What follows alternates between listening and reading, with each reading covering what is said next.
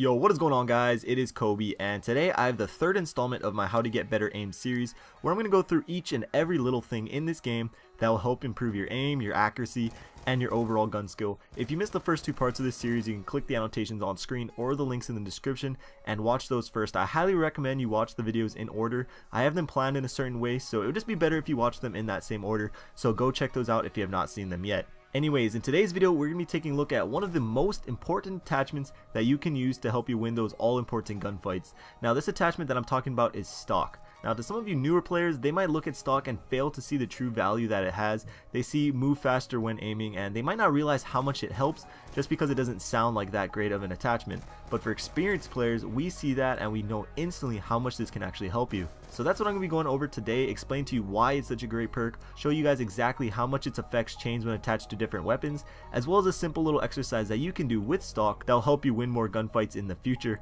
As always, if you do enjoy the video, please remember to smack that like button. These videos take a ton of effort to create, but at the end of the day, I think they're worth it. So starting off with some basic stuff, the one and only effect that stock has is increasing your movement speed while you are aiming down the sights. As I'm sure you guys all know, no matter what gun you are using, when you ADS, your movement speed goes way down. You're holding your gun up to eye level, which makes your character move a little slower. Stock simply makes you move faster. Exactly how much faster we will find out in a little bit, but in a nutshell, that's what this attachment does. So why is that so important? Well, for an obvious reason, when you're aiming in, you're already prepared if an enemy comes into view. You don't have to take that extra added time to aim in and then lock onto your target. You can just point and shoot. In a split-second shooter like Call of Duty, the person aiming in waiting for someone to run past them or through a door towards them typically gets the kill. Unless the connection is garbage, then really anything can happen. But regardless, I don't think I really have to tell you why being aimed in already is an advantage. Another use is to check the corners, and more specifically pre-aim around corners. Without stock, you have two options. You can either just turn the corner walking with your gun at the hip, or you can creep out really slow pre-aimed. However, because of the broken cameras and just general player movement in Call of Duty, they'll just shoot you before you can even see them. Instead, it's much more effective to turn the corner with stock and peek around, and because you're moving fast enough, the broken cameras really won't affect you as much. Now, where I think stock has the biggest impact on your gameplay is when you are a one-on-one gunfight. You and an enemy player are just looking right at each other, and whoever lands the 3 or 4 bullets first is going to get the kill. However, with stock, you also have the ability to avoid shots and maneuver around them to throw the enemy's aim off, also known as strafing. Now, strafing may be the most important skill you can acquire when it comes down to winning gunfights, because just like in real life, it's a lot harder to hit a moving target, and with stock, that's exactly what you become. So now you know how stock works and how good it is and what you can do with it. So the next thing to look at is how it affects the different types of weapons in the game, because each weapon has a different standard moving speed and a different aiming down sights moving speed. So what I set up was a little test to compare these speeds against the same weapon with stock and see how much it's actually affected. So I'm going to show you 3 different tests with every weapon. The first is standard movement speed versus ADS speed, ADS speed versus stock ADS speed, and then finally stock ADS speed versus standard movement speed. That may sound kind of confusing, but I think you'll see what I'm talking about. So starting with the SMGs, you can see that the standard movement speed is faster than the ADS speed by about 25%. Now moving on, you see the stock speed is about 20% faster than the normal ADS speed.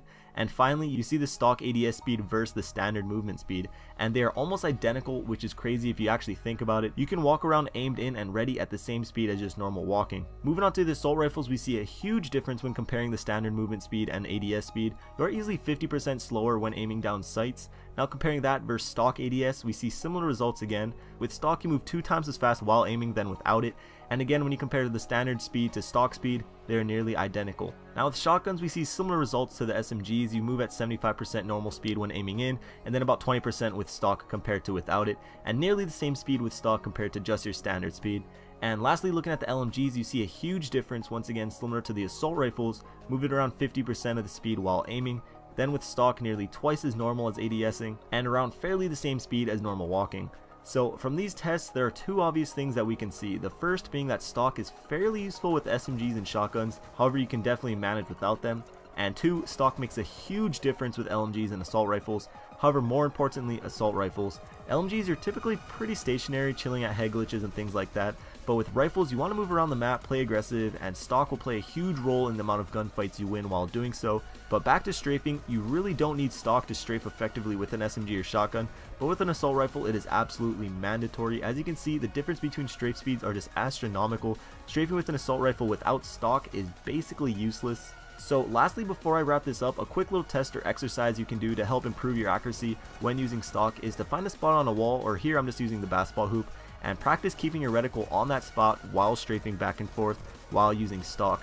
And as it gets easier, you can move farther and farther back and continue doing it. And if you have trouble keeping your shot on the target, you may just either need to practice a little more or decrease your sensitivity like we talked about in a past video.